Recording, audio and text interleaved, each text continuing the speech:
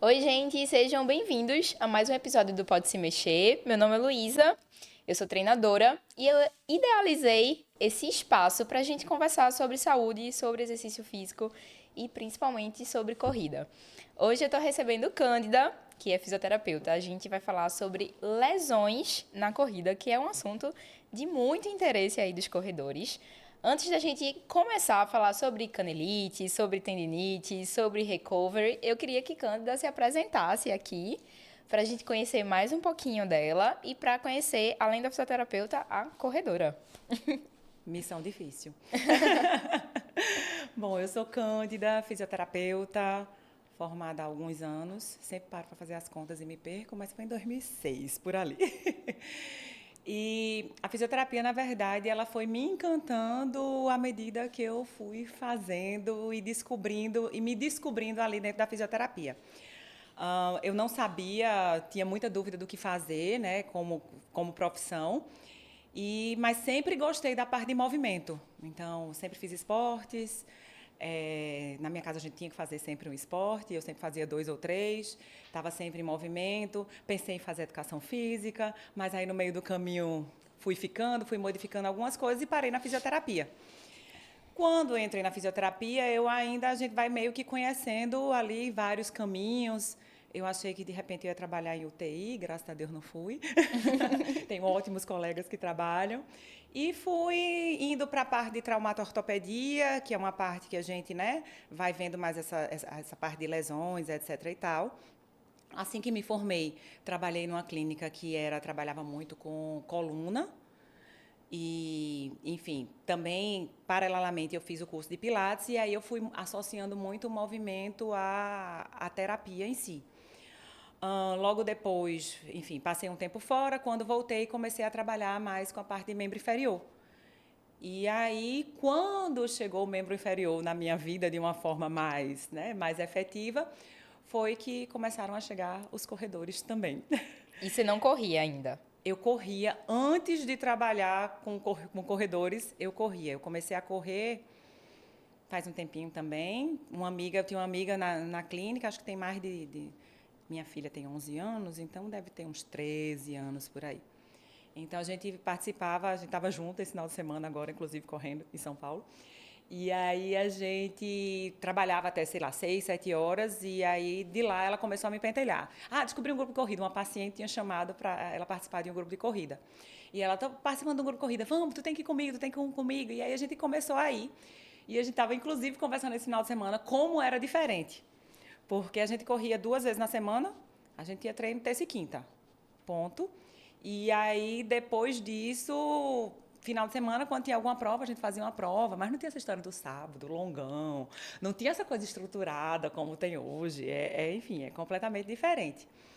Mas a gente segui, né? Fui morar um tempo fora e por conta do trabalho do meu marido, enfim, acabei morando um tempo fora e o mesmo professor lá da época, que era Emerson continuava passando minhas planilhas.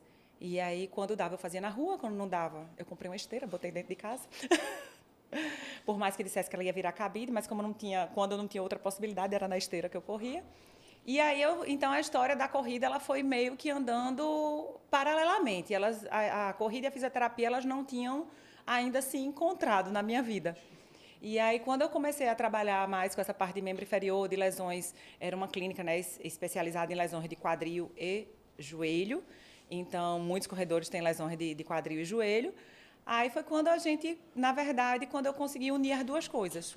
Quando começaram a chegar os corredores, e aí eu voltei a entrar assim, nessa parte de grupo, porque então eu estava correndo sozinha, corria. Aí a Emerson fazia minhas planilhas, essa semana não dava, eu fazia na outra. E é bom, não é, correr com um grupo? Era uma coisa meio sem compromisso, sabe? Com o grupo a gente é meio que obrigado. Por mais que eu não consiga fazer todos os treinos com o grupo, mas eu tenho ali uma obrigação de, pelo menos uma vez na semana, aparecer, dar as caras, dizer estou viva e, né, dar o verdinho lá na planilha para poder fazer bonito, né? Pelo menos a gente tenta. E a maratona, Cândida? Maratona, isso me dá um frio na barriga. Mas acontece muito, né, com a gente, com os profissionais que correm e trabalham com corredores, De sempre tem alguém ali mandando uma mensagem. E a Sim. maratona, vamos fazer 42. Pois é. Eu postei semana passada que eu me inscrevi no Rio de novo para 21. Eu De também. novo. E muita gente me mandou mensagem. Ai, vamos. Cadê a maratona? Era para se inscrever nos 42. Eu costumo dizer que eu sou feliz correndo 21. Eu também, sou muito. E aí as pessoas dizem, é porque é fácil para você. Não, não é fácil. Esse final de semana agora eu fiz uma prova muito difícil. Que no meio dela eu tive que ressignificar ela. Mas nunca me arrependi de ter feito. Termino sempre feliz. Termino andando bem, plena. Então, assim, não fico depois tendo que andar agarrando nas coisas. Mas, assim, está começando a aparecer uma curiosidade para entender um pouco mais no meu corpo desse negócio, né? Eu acho que trabalhar com corredor me assusta um pouco como corredora, né? Porque eu já sei tudo que vai passar, eu já sei todos os volumes que vai fazer, eu já sei todo o sofrimento, então eu já fico, eu vou passar por isso. E fora que precisa de uma abdicação, né? Eu comecei a pensar, quando eu comecei a pensar nessa história, eu cheguei em casa e conversei em casa, né? Estou começando a pensar na possibilidade de fazer uma maratona. Não é agora, não é. Estou pensando na possibilidade. E aí eu tive que saber se eles topavam, né? Porque a gente tem que organizar o trabalho, tem que organizar a vida, tem que organizar a família. Exatamente. E Eu acho que é aí, até uma mensagem que a gente pode deixar aí pros corredores de ir para um ciclo de maratona, que é a parte mais difícil, né? Da maratona é o ciclo de treinamento. Quando sentir mesmo no coração que, não, isso. vou. É o que eu costumo dizer para quem me pergunta quando eu vou fazer o maratona ou se eu vou fazer a maratona. Ainda não bateu. Eu Quando. digo que tem que receber o chamado. Perfeito. É um chamado, né? Mas eu sou, de fato, muito feliz fazendo meia maratona. Mas até meu filho já disse, mãe, quando é que você vai fazer uma inteira? E Boa aí eu levei, pergunta. quando o dia que ele perguntou, eu estava junto com minha treinadora. Aí ela fez, quando sua mãe organizar a vida dela. Eu disse, é o primeiro passo, né? Porque precisa, de fato, ter uma disciplina. É importante se alimentar bem, dormir bem, enfim, fazer os treinos direitinho. Hoje em dia eu não consigo, por exemplo, grande parte das pessoas que fazem um ciclo de 21 divide os treinos em quatro dias, por quê? Porque deixa ali menos pesado. A gente até sabe que fala-se que tem menor risco de lesão quando você, né, divide mais o treino. Mas hoje eu não consigo. Então, hoje eu treino 3 vezes. Para fazer uma maratona, eu vou ter que colocar o quarto treino aí. Então, eu tenho que, de fato, organizar a vida para chegar aí. Mas eu acho que está começando a gerar uma curiosidade. Eu digo que eu tenho que fazer pelo menos uma. Eu não sei se depois eu faço mais. Mas Mais uma. eu Tem acho que que eu vou fazer. vivenciar. Eu também acho, mas o coração tem que estar aberto também. No Rio eu vou fazer 21. Então vamos. Vamos. Vamos fazer 21. Cândida, vamos começar. Vamos lá do comecinho. Quem tá começando a correr. Eu sei que tem gente que tem aquele medinho. Acho que o risco de lesão ele é inerente a qualquer esporte, né? Mas tem gente que tem aquele medinho de se machucar para começar a correr. O que é que a fisioterapia tem e Cândida tem de conselho para esses corredores iniciantes? Os cuidados que essas pessoas precisam ter, quem está começando, né? Para diminuir o risco de se machucar. Eu acho que uma das coisas mais importantes é fazer orientado. Então, seja que atividade a gente vai fazer na vida, a gente tem que ter uma orientação. Eu sou fisioterapeuta, eu entendo do corpo, mas eu não poderia começar a correr achando que eu ia saber o que fazer ali. Então, acho que a primeira coisa é começar, certo? Começar. Mas aí tem gente que faz, mas eu vou primeiro correr 5 quilômetros, depois eu procuro alguém para me orientar. Não, esse alguém pode estar ali desde o começo. Pode estar ali dizendo para andar 100, correr 100, trotar, ou só andar hoje e amanhã andar mais um pouquinho. Então, eu acho que o principal conselho que eu poderia dar é procurar orientação. E, às vezes, a gente pensa que a orientação é uma coisa assim, porque é caro, eu não vou participar, eu não tenho para pagar, eu não tenho... Mas tem tanta gente acessível hoje, assim, no meio da gente, que eu tenho certeza que se você procurar alguém, olha, eu não posso, não tenho como, né, de repente, tá pagando por esse serviço, você tem alguma orientação que me daria. Então, eu acho que pesquisar sobre o assunto, né? Tem A história de pesquisar só me deixa um pouco aflita por conta das planilhas online, né? E eu vou dizer, tem muita planilha boa e de fato que funciona bem. E eu acho que o online ele veio para ficar. Eu acho que a gente, né, é um caminho que não tem volta, mas a gente precisa humanizar um pouquinho essa história. E eu vou explicar o porquê com um exemplo. Por exemplo, tive um paciente e ele teve uma lesão no adutor no meio do ciclo da maratona. E chegou para mim para se tratar comigo e dificilmente eu peço para alguém parar de correr. Porque, principalmente quando a pessoa está no meio de um ciclo. A gente trabalha ali para diminuir volume, para diminuir intensidade, mas isso eu faço junto com o treinador. Porque eu não tenho capacidade para isso. Então, eu preciso que o treinador me ajude. E nisso eu senti uma dificuldade grande. Por quê? Porque eu não tinha ninguém para trocar. Aí acabei que eu pedi ajuda, lógico, dos amigos. Mas, assim, esse paciente específico, ele não tinha um professor que pudesse, ali naquele momento, ajudar ele e ajudar a mim nessa diminuição de volumes, para saber nesse ajuste. até que ponto a gente poderia diminuir sem prejudicar. Então, eu acho que a orientação é tudo. E por mais que a gente vai sempre procurar coisas na internet, eu acho que é muito benéfico isso. Eu fico muito feliz quando chega um paciente, para mim, que já sabe muita coisa da patologia dele, porque estreita um caminho ali grande que a gente talvez tivesse que percorrer, que é a questão da educação, né, da dor antes até de tratar. Mas a gente tem que ter muito cuidado também, porque às vezes a gente vai pegando as informações e a gente interpreta como quer, do jeito que quer, e às vezes a pessoa que deu a informação não é a pessoa, né, mais preparada possível, mas é de repente uma pessoa que tem bastante influência, e aí o que ela fala se torna verdade e muitas vezes não é verdade, né? Então, primeiro ponto, quero começar a correr, buscar orientação. Começar já tá, né? Começa ali andando, começa se conhecendo, começa respeitando o corpo, mas a orientação para mim é tudo. Certo.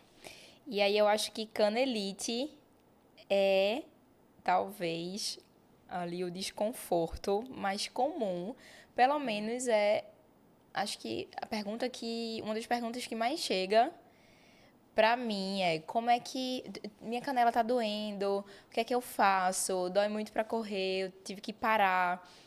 Um dia desse eu recebi o comentário de um rapaz, ele dizendo: Luísa, eu já tomei todos os dias de anti-inflamatório, mas eu volto a correr e volta a doer.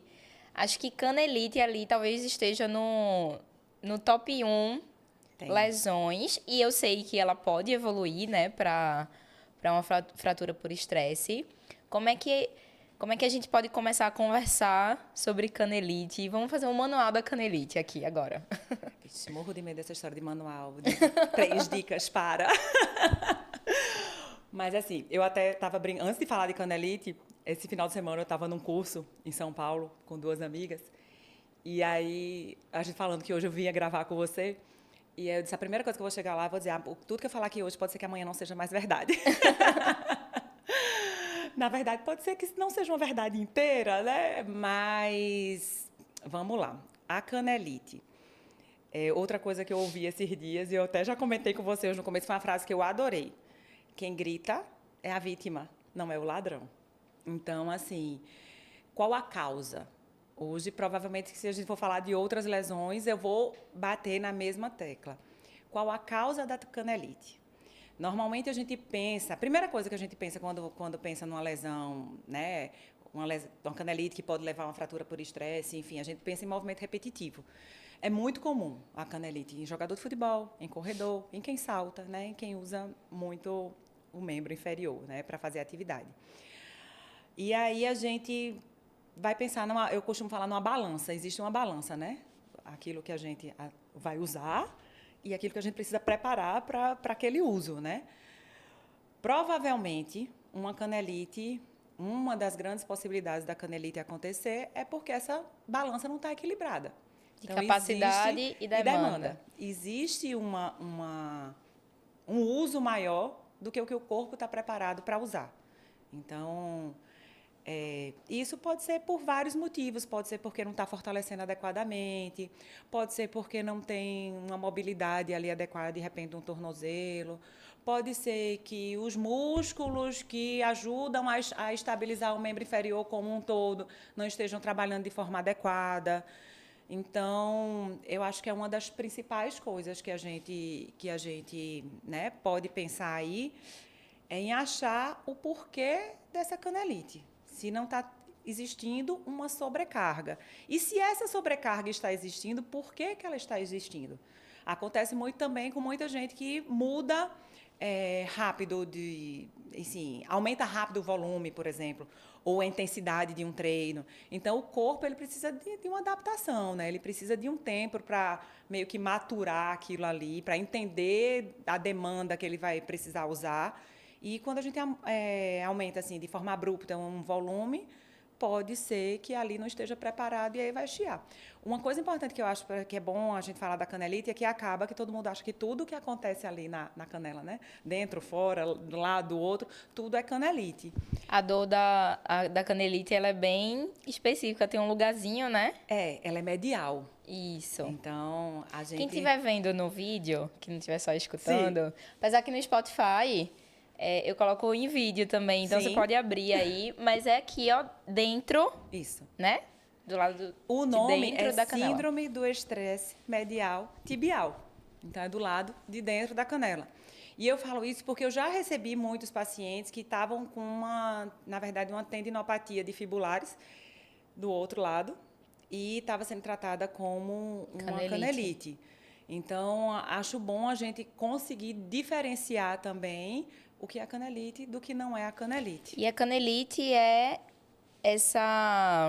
esse desbalanço da calcificação óssea. Isso. Então, a gente naturalmente perde essa massa óssea, vamos dizer assim. Tô certa? Me corrija se eu estiver errado, por existe, favor. na verdade, uma mudança ali na mineralização ali, né? Na parte óssea, que pode atingir a medula ali do osso e tal. E aí ele fica mais frágil. E a canelite seria a não recuperação efetiva, adequada da tíbia. Isso, porque aí gera-se um estresse, ali fica mais frágil, não tem a recuperação adequada. Uma coisa importante, e aí eu vou me lembrando assim dos pacientes, dos casos que já aconteceram, muitas vezes assim, vitamina, é importante ter toda essa pesquisa também, porque muitas vezes a gente não acha a causa ali mecânica e aí vai lá atrás, a vitamina D está muito baixa, então precisa ter tudo equilibrado para que não exista a demanda, né, não acabe prejudicando a parte óssea. E aí a gente tem que ter muito cuidado, porque a canelite mal cuidada, né, gera um edema ósseo ali, que é essa fragilidade ali na região do osso, e que pode levar uma fratura, uma fissura, uma fratura por estresse. E aí sim tem que parar de correr. Aí é um daqueles casos assim que o coração aperta, mas talvez um dos poucos casos que de fato eu digo, tem que parar de correr. E aí não tem outra opção. Já aconteceram alguns casos, assim, de paciente estar se preparando para fazer a meia do Rio. E aí, tipo, 2 semanas antes, a gente encontrar um edema ósseo importante, já ali naquela iminência de ser, de fato, uma fratura. E a gente tem que dizer que não dava para ir. E, na verdade, a gente fala sempre para a pessoa a situação que ela se encontra, né? O que é que está ali, quais são os riscos, o que é que pode acontecer. A escolha, no final, a gente sabe que sempre vai ser do atleta, do paciente, mas a gente precisa deixar claro que ali é um risco importante. Eu sempre costumo dizer que é muito melhor prevenir, se cuidar antes de uma lesão aparecer. E se ela aparecer, da gente cuidar logo dela antes dela evoluir. E a canelite, acho que é um exemplo grande disso, né? A gente tenta se cuidar para ela não aparecer e a gente precisa dar muita atenção para ela não evoluir para uma fratura por estresse que, de fato, vai afastar a gente do esporte. Isso. Eu tenho uma preocupação também, assim. Eu costumo dizer que a corrida, como o esporte no geral, ele leva a gente para um estresse. Então, uma dorzinha vai aparecer ali. Dificilmente você vai fazer um treino que... Ih, hoje apareceu uma dor estranha ali no lugar, mas a gente tem que estar atento. É uma dorzinha que aparece, que vai embora. De repente é só uma adaptação ali, foi uma pisada errada que você deu, alguma coisa assim. Mas uma dor que está ali, está presente, está constante, está aumentando, permanece após o treino. Então, assim, são algumas luzinhas que a gente precisa ficar atento. Porque eu costumo dizer que correr dói. E a gente sabe, é importante, por isso que eu acho importante que a gente trate aquilo que a gente conhece, porque dói, vão existir algumas dores, vão existir alguns incômodos, em alguns momentos das preparações, enfim, seja para 5, para 10, para 21, para 42, a gente vai saber que existem alguns momentos ali que eles são mais críticos, mas existem algumas dores que são aceitáveis, outras não. Uma persistência de uma dor ali na canela, que quando você termina o treino, você toca, ela está ali persistente, continua incomodando, a gente tem que estar atento, porque para evoluir para uma fratura, de fato, é muito fácil. Entendi. Não é difícil, não. Entendido. Cândida, explica pra gente tendinite. Vamos lá.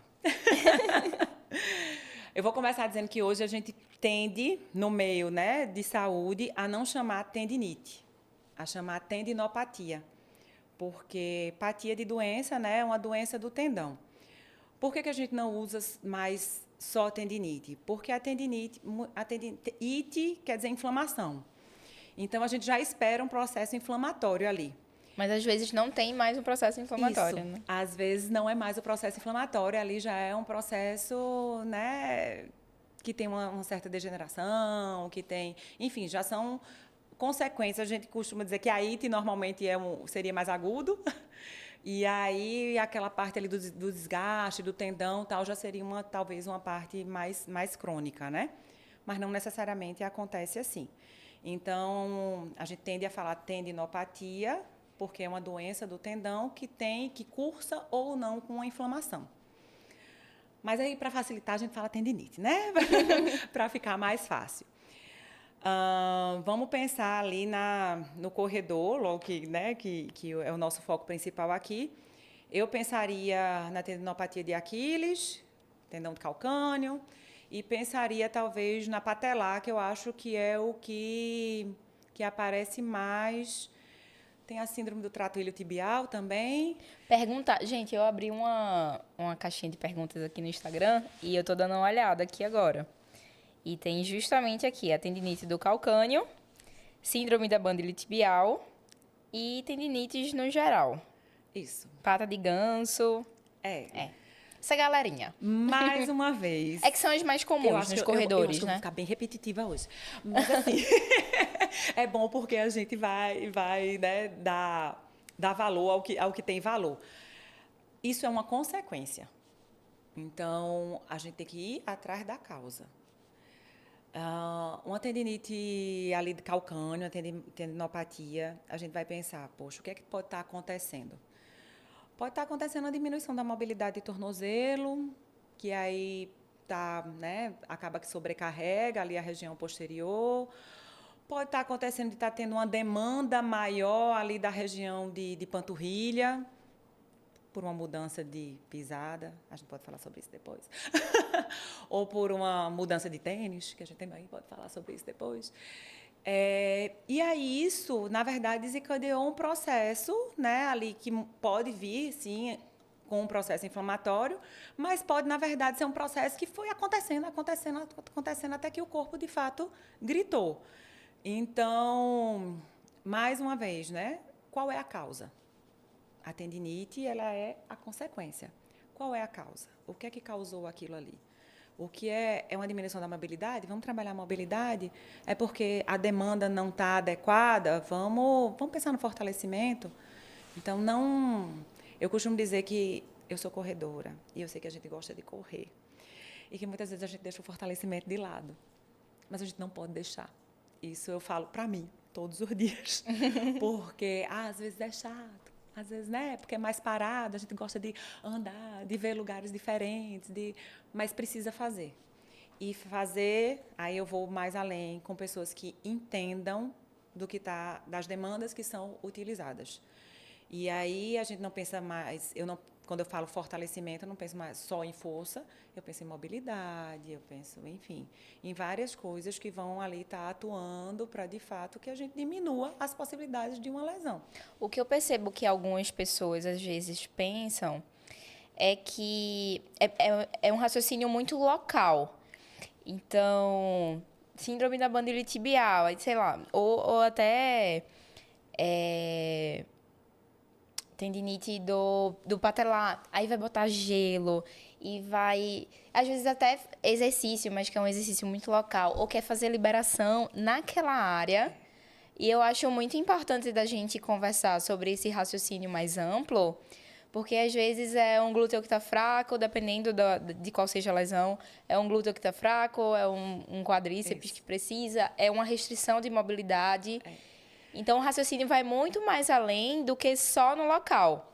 Não é que algumas estratégias não vão ser usadas até para diminuir a dor, né? Sim. Mas a gente precisa, como o Cândida falou, a gente precisa ir na causa, no ladrão e não na vítima. E a gente tem, na verdade, eu digo que a gente tem uma tríade. Tornozelo, joelho e quadril. Se alguém não está trabalhando bem, alguém vai gritar. Então, muito comum, muito comum. Não posso dizer que é uma regra, mas é muito comum na minha vivência chegar alguém com o problema, né, o problema, a dor, o incômodo no joelho, seja ele qual for, e a gente perceber que, na verdade, existe uma restrição enorme ali no quadril ou no tornozelo, que estão aumentando a demanda do joelho, e aí ele está trabalhando muitas vezes por 2, por 3. E a gente tem que diminuir essa demanda. E muitas vezes diminuir a demanda do joelho não é trabalhar no joelho, é lá no quadril, que está restrito, que está impedindo o movimento. Então, uma das coisas que me chamou muita atenção, quando eu comecei a estudar um pouco mais o agachamento, né? As estratégias que as pessoas usam para fazer um agachamento. Então, chegava o paciente lá para mim e fazia, agacha, faz isso aí como se você fosse sentar. Tem gente que só usa joelho, tem gente que só usa quadril. E aí você pensa, veja, eu pedi para ele fingir que ia sentar. Quantas vezes essa pessoa não senta todos os dias? E quantas vezes ela, sem usar o quadril, ela está ali forçando o joelho, jogando o vetor de força lá para frente do joelho, né? E aí você, na corrida, na caminhada, é a mesma coisa. A gente passa o dia se movendo. E aí, quando alguma área está restrita, pode esperar que outra vai reclamar. Eu comecei a associar isso mais com membro inferior, lógico, quando eu comecei a trabalhar mais com membro inferior, mas isso eu já via lá atrás, quando eu trabalhava com coluna. Se você tem uma vértebra ali que está com a restrição, a outra vai chiar. Vai chegar. Normalmente, a gente via ali, onde tinha mais mobilidade, é que sofria, é onde apareciam as protusões, é onde apareciam. Então, é isso. A gente não é o problema. O problema, de fato, muitas vezes não está naquele lugar que ele apareceu. Naquele lugar que está doendo. Exatamente. Ele muitas vezes está à distância. E é bom que a gente tenha essa visão. E eu costumo falar muito para os pacientes que vão estar comigo que muitas vezes a gente vai estar ali cuidando do joelho, mas na verdade eu estou olhando o quadril lá atrás. Muitas vezes a pessoa chega com um problema no quadril e eu estou lá na coluna, né? Então, assim, a gente precisa ter essa associação. Certo. Fascite plantar. É outra. Que agora não é mais fascite, é fasciopatia. Fasciopatia. E segue a mesma história do IT, do da IT, inflamação. da tendinite. Exatamente. A fascite, fasciopatia... eu acabei de vir do curso esse final de semana, se eu falar fascite, acho que o povo vai brigar comigo. Mas é muito comum. A gente não dava a devida atenção para o pé. O pé tem ali, né, embaixo dele, a parte da fáscia que vai lá do calcâneo, que sai do tendão, ali próximo do tendão, vai até a parte da frente do pé, e ele faz uma rede. Se a gente pudesse explicar a fáscia, eu sempre que eu vou explicar a fáscia, eu falo daquela pelezinha do peito de frango, sabe? Sim. Ela não é um músculo, eu acho né? que A carne, pra gente conseguir visualizar um tecido que é diferente do músculo. Sim. E a gente tem no corpo todo da gente. Isso. Então, o que faz a planta do nosso pé incomodar quando é uma fasciopatia plantar esse tecido. Essa redezinha que fica ali por baixo, que ela precisa ter ela precisa ser forte. para poder dar essa sustentação. Quando ela não é forte, ela desaba e ela pode não ser forte por alguns motivos. Ela pode não ser forte por conta da posição do pé, às vezes os pés planos tem mais dificuldade, mas também um pé que é cavo demais também né, não é adequado. São pessoas que teriam mais Seriam mais facilidade, suscetíveis a Isso, ter uma... que elas precisam ter uma atenção maior. Então, que a gente precisa trabalhar os músculos, a musculatura intrínseca do pé. E musculatura intrínseca tem um bocado de musculozinho ali, que tem ali por baixo, que é para poder ajudar nessa sustentação. Então, quando a gente pensa também em demandas altas, onde ali aquela região do pé não está dando sustentação e ela vai acabar chiando. A gente pode pensar em mudanças abruptas, né, de volumes, intensidades, mesma coisa de sempre. A gente pode pensar assim numa mudança de calçado. De repente era uma pessoa que usava um sapato que tinha uma sustentação ali mais no meio e o pé estava ali num repouso, de que muitas vezes a gente usa alguns artefatos, algum sapato, tênis, enfim, meio que como uma muleta, né? Aí, não, eu gosto daquela que tem aquele coisinha ali no meio, porque eu sinto que meu pé está firme. Na verdade, deveria ser seu pé que desse aquela firmeza, e não o sapato que fosse capaz disso, né? Mas, ok, se sente bem com o sapato, que tem aquela partezinha ali no meio do calcânio que sustenta, ok, mas precisamos trabalhar os pés.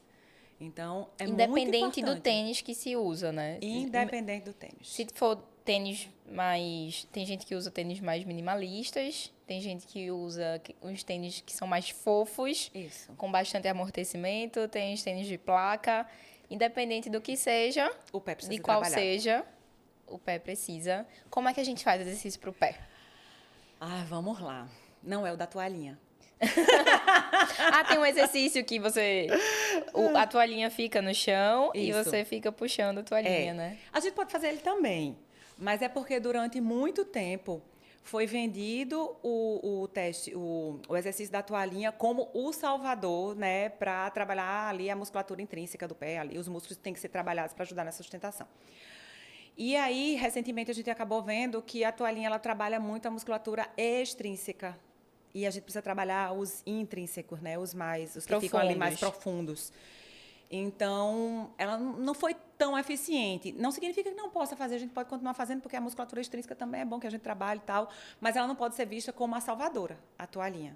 Então, a gente precisa... São uns exercícios assim, tem uns exercícios que parecem até bobinhos, tipo, subir o arco do pé, sabe? Você tá com o pé lá no chão e aí você puxa e dá uma subidinha ali no arco.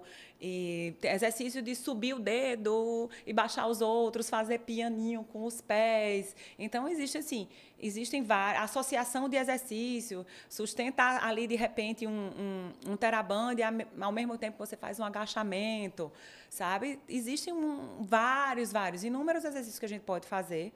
Mas a gente o fato é que precisa trabalhar o pé. E não pode achar que uma fasciopatia, enfim, vai ser curada com a gente colocando, sei lá, só passando a garrafa ali de gelo, passando a bolinha e esperando o tempo. É que seria o mesmo raciocínio do... Seria tratar um sintoma. Isso. E não a causa. E é importante, agora sim, só para a gente deixar claro, é importante que a gente trate o sintoma. Para aliviar a dor. Para aliviar a dor. Então, muitas vezes, por exemplo, na fascite, a gente está ali mobilizando, fazendo uma massagem ali na região, tal. É até um meio da gente, eu digo que é de enganar o cérebro. Porque a gente manda uma outra informação que não seja a informação de dor. Então, é mais ou menos uma forma ali de você tentar enganar para que ele entenda uma outra informação. É isso, que ele entenda uma outra informação. Então, muitas vezes, a bolinha, a gente está ali para desensibilizar ali a região. O gelo, se tiver inflamação, é importante. Se não tiver mais uma fase inflamatória, não. Mas aí algumas pessoas falam, mas eu me sinto bem fazendo, ok. Né? É um outro estímulo que a gente está dando ali também à região e, de repente, está aliviando a fase dolorosa, de fato. Então, é importante eu não consigo imaginar tratamento de fascite, tratamento sem o fortalecimento da musculatura do pé. E aí a gente tem que ir atrás das outras coisas. Por que essa demanda foi aumentada? Aí cai de novo lá naquela outra história. Será se eu não estou sobrecarregando porque aumentei a demanda? Será se eu não estou sobrecarregando porque, de repente, eu estava com a dor... Acontece muito. Eu estava com dor no meu joelho e agora eu estou com a dor no meu pé. Então, a gente acabou, de certa forma, poupando o joelho e levou uma sobrecarga ali para o pé. Então, é bom a gente ficar atento sempre, buscar a causa, tratar as consequências, sim, é importante. Não, a gente não vai dizer, tá com dor. Não, seu problema, você não tá com, seu problema é lá no quadril, você tá com dor aí no pé, mas eu vou ficar olhando só para o seu quadril. Não, a gente olha para o pé, lógico, a gente precisa ver mobilidade ali da região de todo, do pé como um todo, dos dedos, entre os dedos, de tornozelo. A mobilidade do tornozelo é extremamente importante. Então, a gente vai olhar para o pé, a gente precisa fortalecer o pé, mas a gente precisa ver se a causa está ali. E pode ser que esteja ali. A gente também fica, né, às vezes, divagando muito, a causa pode estar ali.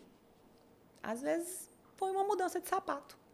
E aí, de repente, você tira aquele sapato novo, faz uma adaptação, não quer dizer que nunca mais você vai poder usar, mas faz ali um processo de adaptação. É que às vezes a pessoa compra um sapato novo, um tênis novo, e aí só vou usar ele agora. E aí talvez o anterior seja muito diferente do novo, e aí essa mudança muito bruta, né? O corpo acaba sentindo. Então não precisa desistir do tênis novo. Isso. Mas sei lá, se você corre 3 vezes com semana, corre 2 com o antigo, 1 com o novo. E aí depois a gente pode alternar, né? Eu tenho uma certa mania por tênis, eu preciso dizer, mas a gente precisa alternar tênis. E às vezes chegam os pacientes assim. É muito engraçado. Chega a esposa com o esposo lá e... Mas você precisa mesmo de outro tênis? Ou então ele faz... vou chegar em casa e vou dizer para minha esposa que você disse que era para eu comprar outro tênis. Se foi você que mandou, tá tudo certo. Mas é isso que às vezes a gente precisa dar um estímulo diferente. Você fica até falando de treino mesmo, alternar o terreno também é super interessante. Também. Andar descalço é importante. Correr descalço. Assim, um pouquinho, de forma segura também, porque a gente sabe que às vezes na rua, né, a gente pode machucar o pé. Eu não diria para correr no asfalto, descalço. Porque quando a gente começou a falar, né, nessa história de minimalista, tal, foi feito um estudo lá na África com o pessoal que tinha uma vida diferente da vida que a gente tem, com costumes diferentes. E aí, de repente, todo mundo ia usar tênis minimalista porque a gente nasceu para correr e caçar. Que era bem diferente, né? Porque caçava, passava ali, ficava um tempão ali espreitando o bicho, aí corria, aí depois você passava um tempo ali sem fazer mais nada, porque aquela carne ali dava por um tempo, né? Daqui a pouco você tinha que caçar de novo. Era uma realidade diferente. Então, a gente não pode dizer que a gente nasceu para correr e caçar, e a gente tem que achar que com a vida que a gente tem hoje, a gente vai fazer do mesmo jeito que a gente fazia lá atrás. Mesma coisa que aconteceu quando fizeram o estudo lá com a tribo lá africana, que a gente não pode achar que, porque com eles aconteceu daquela forma, vai acontecer com a gente também, porque a gente tem um estilo de vida completamente diferente. A gente anda calçado. Socialmente falando, se você chegar lá na clínica, quando é um paciente novo, aí a gente vai, bota o sapato, né? Porque você não vai me ver assim, logo de cara, andando para lá e para cá descalça. Porque a gente fica muito descalço, porque a gente precisa mostrar muito exercício descalço. Então, a gente acaba ficando muito descalço. Mas, e eu já me perdi, viu? No que eu tava falando. Não, tudo bem. Tem alguma outra lesão que você vê lá no consultório que é super comum e que a gente não falou ainda? É porque aparece... Eu acho que as principais, a gente falou, né? Canelite, de Aquiles, as tendinopatias, a fascite. Como todo, fascite. Aí a gente pode ir ali, tem aparecido com bastante frequência, embora, quando a gente vai olhar nos papers, etc. e tal, a gente não ache tanto, mas os impactos do quadril, eles têm aparecido com uma certa frequência. E aí cabe... eu vou contar o caso de uma paciente. Ela, corredora, foi se consultar com um médico, e aí ele também não sabia que ela era corredora. Ela tem além do impacto, ela tem uma conformação ali um pouco diferente no quadril dela. E aí ele explicou para ela tudo que ela tinha e tal, e ela perguntou, e correr? Aí ele disse, vai nadar. E ela passou semanas muito mal, porque, né, tirou aquilo que ela gostava de fazer. Passou um tempo, um amigo dela ficou insistindo para ela ir para mim. Ela disse, mas eu não tenho jeito. Ele já disse que eu não tenho jeito, eu não posso mais correr. E ela foi para mim. E, graças a Deus, eu conheço esse médico e tenho contato com ele. E aí, quando ela chegou, contou a história, que estava muito deprimida, que não podia mais correr, que não sei o quê, porque tinha uma alteração ali na região do quadril, que isso, que aquilo outro. Aí eu liguei para ele. Ah, eu disse, doutor, veja só, é porque é paciente. Eu sei que ela tem, mas é porque com essa conformação dela, ela tem uma chance maior de ter uma artrose.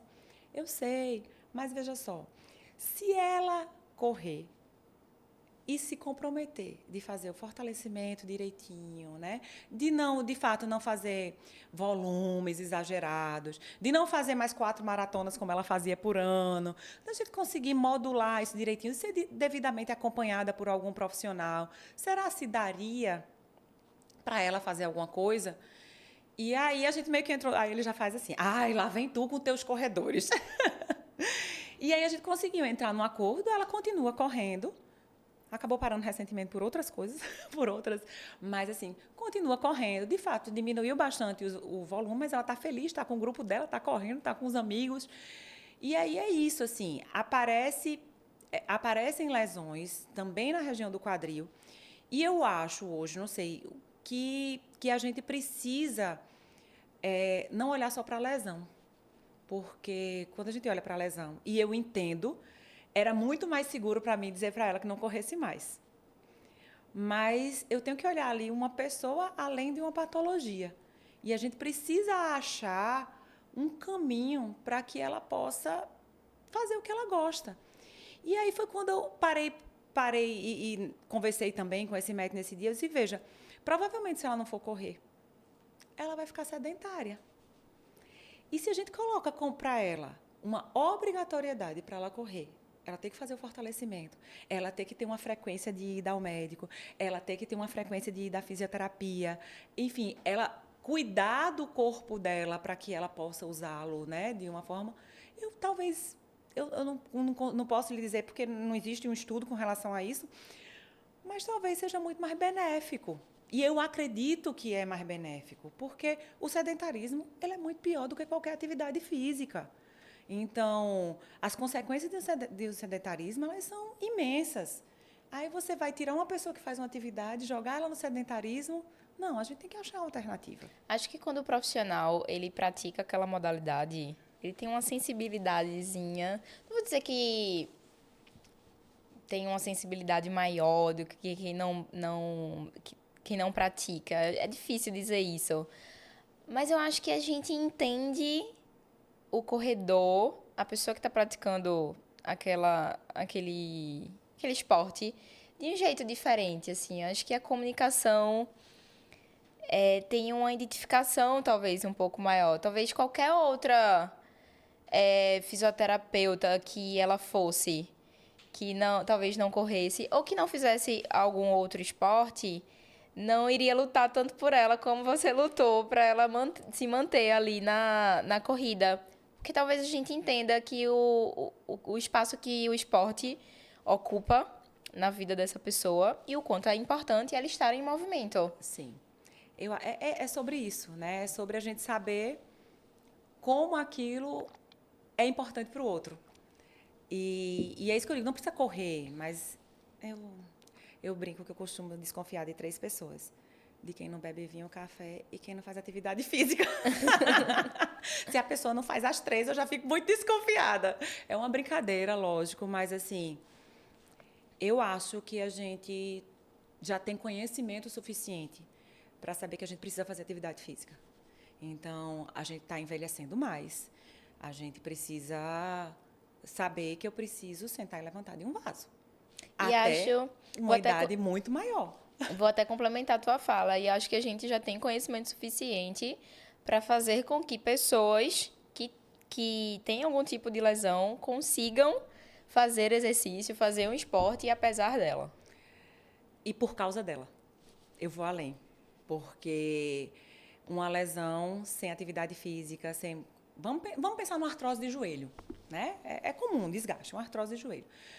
Aí a articulação já está ali desgastada. O que você pode fazer?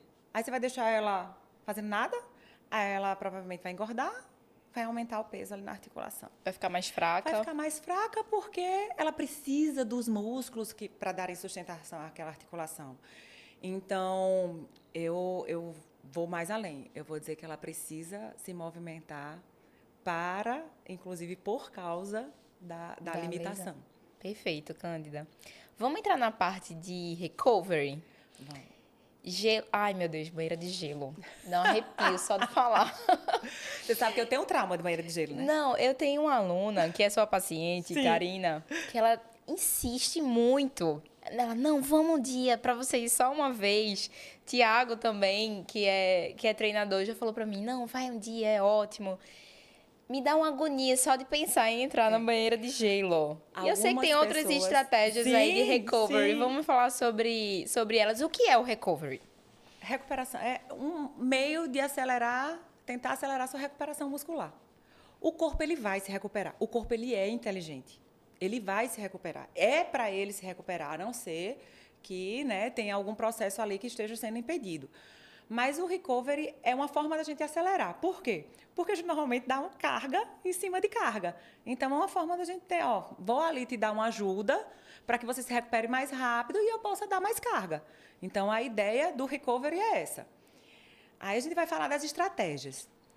Hoje, o que a gente tem de comprovação que, de fato, mais funciona é isso aqui. Massagem. Massagem.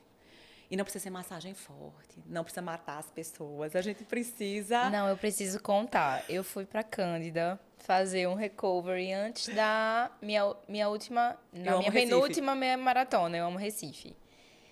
E aí eu cheguei lá também pra fazer o convite oficial pra Cândida vir pro Pode Se Mexer. E aí, Cândida, eu tava com uma dorzinha, acho que foi na posterior, na panturrilha, glúteo também, todo na perna direita. E aí, Cândida conversando comigo e fazendo uma massagem bem suave. Eu falei, Cândida, eu amei que você não me torturou. E aí, ainda tinha um agravante. Você ia fazer a prova 3 dias depois. Eu não podia correr o risco de lhe deixar dolorida, de você passar a prova se lembrando que eu existia. Então, em alguns momentos, a gente precisa, né, ir mais profundo, tal, mas aquele não era o momento. A gente precisava ali dar um estímulo para a circulação, para aumentar a chegada de células ali que ajudam na recuperação, mas a gente não precisava te machucar, né? Não precisa ser profundo, não precisa machucar. Algumas técnicas, em algumas coisas específicas, a gente acaba que é mais doloroso, de fato. Mas eu não sou adepta do... Já fiz, sabe? Assim, a gente pegava aqueles pontos gatilho, enfiava o dedo assim. E depois a gente começou a ver que isso não era... Tinha sua eficácia, mas trazia alguns danos também. Então, hoje eu já não trabalho assim. Além de ser desconfortável. Muito desconfortável. Então, hoje eu já não trabalho assim, porque já foi provado que não precisa ser assim. Então, fala de ventosa. Vamos aproveitar o bonde. Jesus. Polêmica. Ela quer me botar em alguma polêmica. Eu vou só terminar o recovery, quem sabe você esquece das ventosas daqui pro final. Pode, mas eu não vou esquecer, não. Então, vamos lá. Pode ser a massagem, pode ser a banheira. A banheira, eu tenho um trauma com a banheira, porque... Banheira de gelo. Não foi nem porque eu entrei nela, porque eu tinha uma que a bicha vivia vazando. Aí eu criei trauma, não quis nunca mais saber da danada da banheira. Tem a parte da pistolinha também, enfim. Tem o Game Ready, que é um outro que a gente envelopa, meio que... Pode ser... Tem de várias partes do corpo, que você meio que envelopa e dá um gelinho ali na região. Tem a bota de compressão, que ajuda na drenagem. Então, tem inúmeras estratégias. Tem a liberação mesmo, você passar ali o rolinho em casa. Isso é considerado um recovery também. Você está auxiliando ali a circulação. Mas a top 1 é a massagem. É a massagem. É o que de fato, é comprovado que funciona melhor. Aí a gente usa todos os outros como coadjuvantes ali, o adjuvantes, enfim. Foi fazendo um combinado, né? Eu lembro que Isso. no dia que eu fui lá no recovery com você fez massagem e eu usei a botinha também. Eu adorei Isso. a botinha, gente. E aí a gente vai usando, às vezes a gente usa mais massagem, menos botinha, mais botinha, menos massagem. Depende muito, cada caso é um caso. Tem gente que a gente usa a pistolinha, tem gente que a gente não usa. E aí vai depender. Desde que tem a pistola em casa, eu já digo, usa assim, e aí eu não vou perder tempo aqui usando a pistola. Então, tem muito isso. E a banheira eu não tenho, mas ela é efetiva e eu indico para as pessoas fazerem, assim, quem não tem... Agora, a gente tem que ter muito cuidado, porque tem muitas pessoas que têm uma sensibilidade são mais sensíveis às diferenças de temperatura. Então, tem gente que sente muito mesmo. Tem gente que, para algumas pessoas, é extremamente desconfortável. Aí não vale a pena. Se existem outras coisas que você pode fazer, não vale a pena, né? Aí agora, vai me lembrar da ventosa. Vou lembrar da ventosa. Vamos lá. As ventosas que ficaram famosas depois de Michael Phelps. Não existe comprovação de que a ventosa ela é efetiva. Os estudos que tem, na verdade, não são estudos assim, que eu tenho conhecimento. Me perdoe se alguém tiver conhecimento de algum bom estudo que fale da eficácia. Eu estou super aberta a mudar de opinião. Eu mudo de opinião, assim, basta me convencer, eu mudo, não tem problema. Mas basta mostrar o paper. Hoje eu não tenho nada que diga a ventosa funciona. Mas, ao mesmo tempo, eu uso em alguns momentos. Como? Às vezes tem uma região ali que está com uma restrição grande. Eu não estou conseguindo chegar com a mão. Então, eu muitas vezes uso ali a ventosa e uso muitas vezes com o deslizamento para ela, de certa forma... Que é diferente de quando fica aquela marquinha clássica, né? Ela é diferente, porque a gente pode colocar ela e ela fica lá por um tempo, e aí chegam células na região, etc. e tal, ou a gente pode deslizar, né? Tudo ali vai aumentar a circulação e a ideia é que, de fato, ajude. Mas, como eu uso, né, para ajudar com que minha mão consiga chegar onde eu quero chegar. Então, eu não uso a ventosa como... a pessoa vai chegar lá, vai botar a ventosa, vai fazer a ventosa e eu vou dizer tchau, vai para casa. Não, eu uso a ventosa porque ela, em alguns momentos, ela me ajuda. Tenho usado cada vez menos. Ela é uma estratégia que você decide usar dependendo da tua avaliação daquela pessoa e dependendo de como você sinta que aquela pessoa tá. Isso. E tenho usado cada vez menos. Entendi. Mas, em alguns casos bem específicos, eu ainda uso. Ela ainda está no meu consultório. Um dia eu postei uma foto e aí vieram todos os haters do mundo porque viram que ela estava lá, perguntando se eu usava, que não tinha eficácia. É isso. Uso dessa estratégia, mas com um objetivo bem específico. Perfeito. Cândida, tem alguma coisa que a gente não falou que você... Acho que tem várias. Então, por favor. Não, tô brincando. Por favor. É porque eu ficaria conversando aqui horas com você. Mas eu acho que tem algumas coisas importantes. Eu acho que o tênis, a mudança de tênis, né, que a gente começou a falar ali, talvez, do minimalista, maximalista, etc. e tal. Mas uma preocupação que eu tenho, que eu tive lá atrás, quando começou-se a falar em mudar a pisada, né, que a gente... Era incrível, assim. Foi uma época, acho que era 2017. A quantidade de gente que chegava no meu consultório com lesão em panturrilha. Aí eu perguntava, você mudou sua estratégia de correr recentemente? Mudei. Passei do calcanhar para a ponta do pé porque eu vi que era melhor. Então, não é melhor, tá, gente? Não é melhor, definitivamente. Cada um tem o seu jeito, a sua estratégia. O que é ruim é o impacto. E a gente tem que ver como, né, pode atuar ali para diminuir esse impacto. E a gente, se por um acaso a estratégia que tiver que ser definida seja essa mudança que, enfim, eu acho que... Às vezes é em último caso... assim, eu não consigo pensar aqui num caso que eu pensaria para pedir isso aí. É só para a gente não dizer enfim, que não vai mudar nunca. Se for para ser, a gente antes tem que preparar o corpo para isso. Então, eu vou falar a mesma coisa com o tênis, porque a gente está numa época que a gente falava que corrida era barato, não é barato mais coisa nenhuma, porque as pessoas começam a enlouquecer, e aí você fala assim, é só quem tem dinheiro que compra o tênis tal. Não, tem gente fazendo sacrifício para comprar tênis de 2.000 conto. E aí você começa a pensar assim, mas e aí? Porque tem placa, porque não tem placa, porque muda. Eu comprei um tênis com placa, o primeiro que eu comprei, porque eu preciso sentir o que esse negócio faz, porque não é possível. Ele muda o jeito, ele muda a sua estratégia. Ele lhe joga um pouco mais para frente. Só ele jogar um pouco mais para frente, você já está usando ali musculatura diferente do que você estava usando antes. E aí tem gente que compra o tênis e, porque esse tênis vai me fazer correr muito, né? É o tênis que faz correr. E aí começa só a usar aquele tênis, e é o tênis com placa, e aí começa a gerar uma sobrecarga muito grande. Então, a gente tem que ter muito cuidado nas transições. Então, tanto nas transições, qualquer transição, qualquer mudança de pisada, de jeito de correr, ou mudança de tênis, a gente falou sobre a importância de variar, né, de variar terreno, de variar.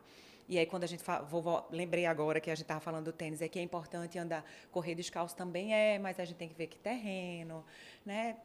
Eu gosto muito de correr na areia, mas, por exemplo, eu tenho medo de correr na areia fofa, porque eu não sei o que tem embaixo da areia. Então, não pode ser grandes distâncias, se o seu pé não está preparado, se você não trabalha o pé para aquilo. E aí, o tênis é a mesma coisa. Qualquer mudança que a gente vai fazer, seja por bem ou por mal, a gente tem que preparar o corpo para. Então, eu acho que isso é bem importante a gente estar atento, que não precisa usar o tênis da moda, né? Porque não é o tênis que vai fazer correr. Quem faz correr, quem tem que absorver impacto, né? É o corpo.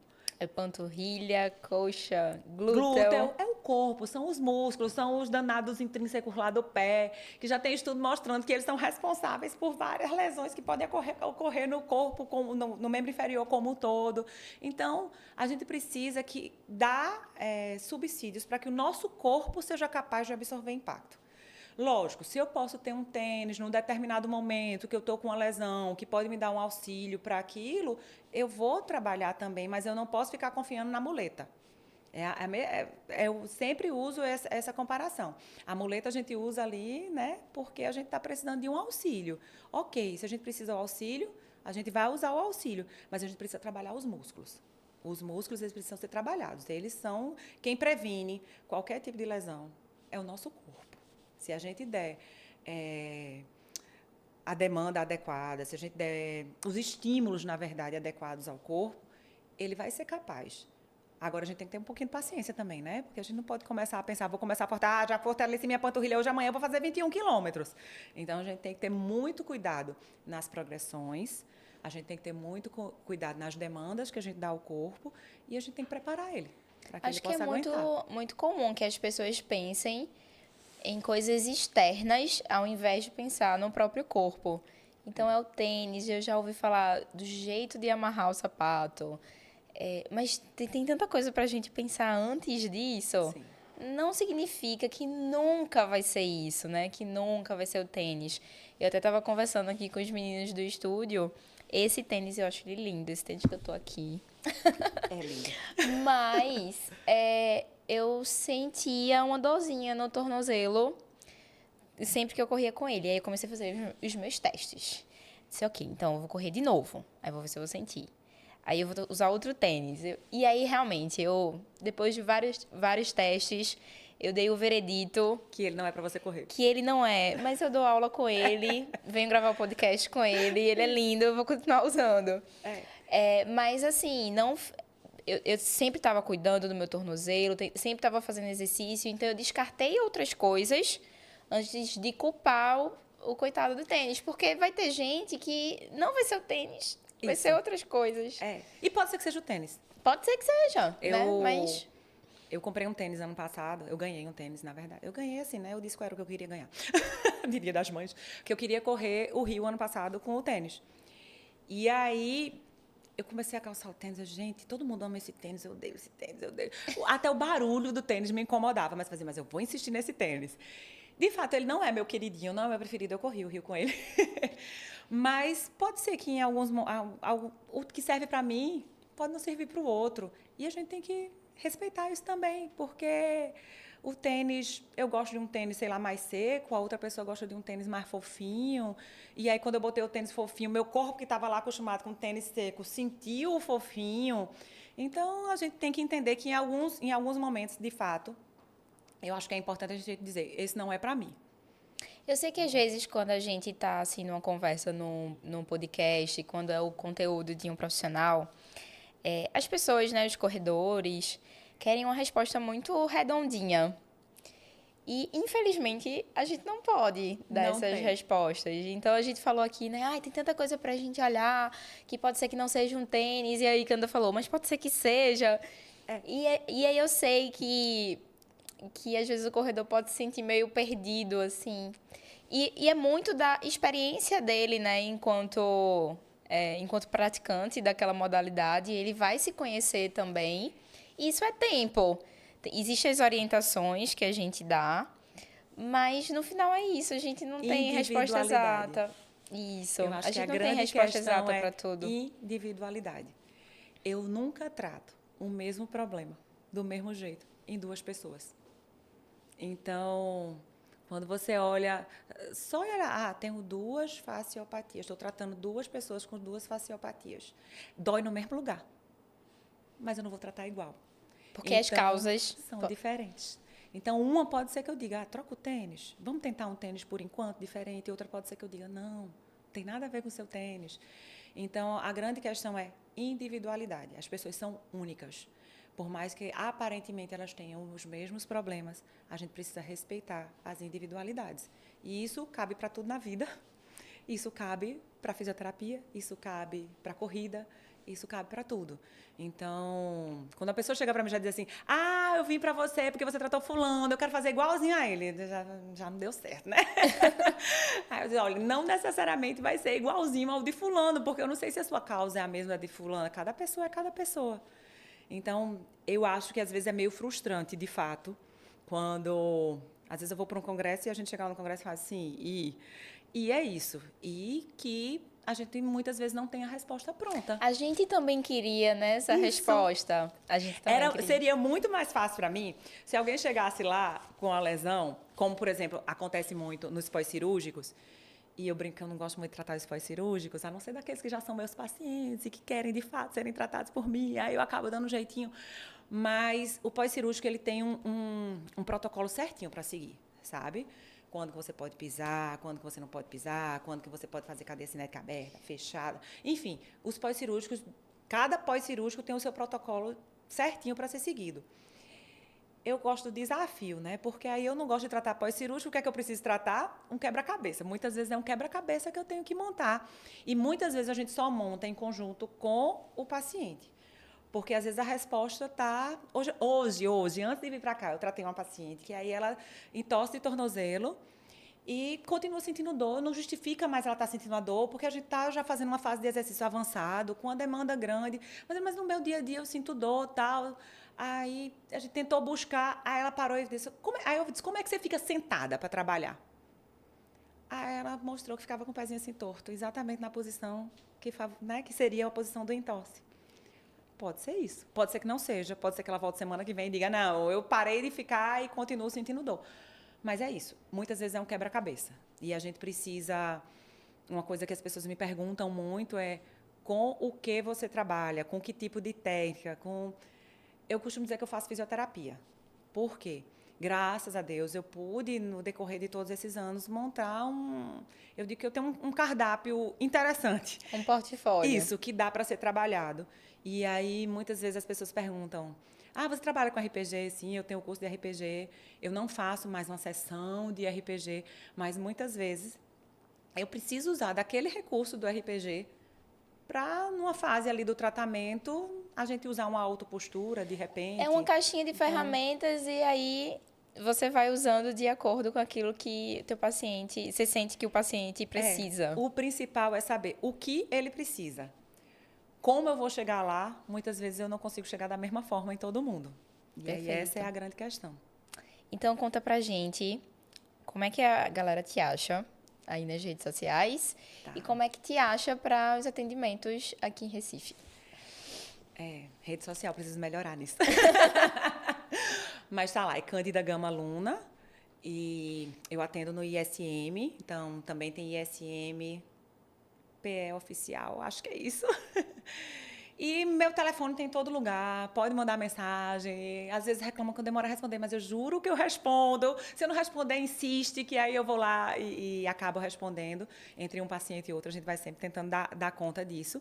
Mas eu acho que hoje o que eu consigo, que a gente consegue se comunicar melhor, de fato, tem sido no Instagram e aí é Cândida Gama Luna. Perfeito. O Pode Se Mexer vocês encontram no Spotify, no YouTube, no Instagram também.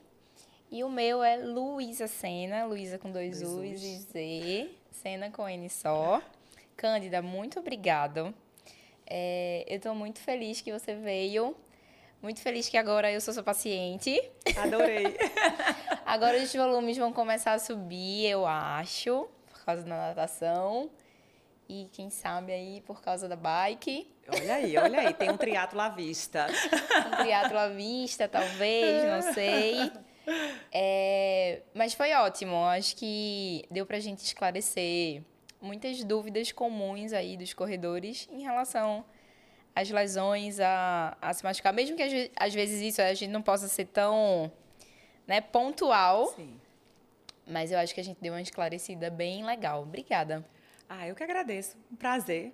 Prazer. Eu tenho que fazer um agradecimento aqui especial, porque foi Zé que me apresentou esta pessoa maravilhosa. Zé Neto. Zé Neto. E lá atrás ele já dizia, ela é muito boa, ela entende de corrida. E, de fato, a gente acabou estreitando um pouco mais os laços agora. Então, sempre que eu lembro... Zé é uma pessoa muito especial na minha vida, assim. E sempre que eu me lembro de uma coisa boa que ele fez, assim, eu tenho que agradecer, tenho que pontuar. E eu acho que a gente precisa, de fato, entender que as pessoas são únicas, são individuais e que uma patologia não pode definir uma pessoa. Ai, que ótimo. Eu acho que esse é o... Acho que você fechou com chave de ouro. Eu acho que essa é a grande, talvez, a grande lição, que a gente não pode se definir por uma patologia. A gente é muito mais do que uma patologia. Ai, obrigada, Cândida. Eu que agradeço. Gente, obrigada por vocês terem assistido até aqui. Até o próximo episódio. Um cheiro. Valeu.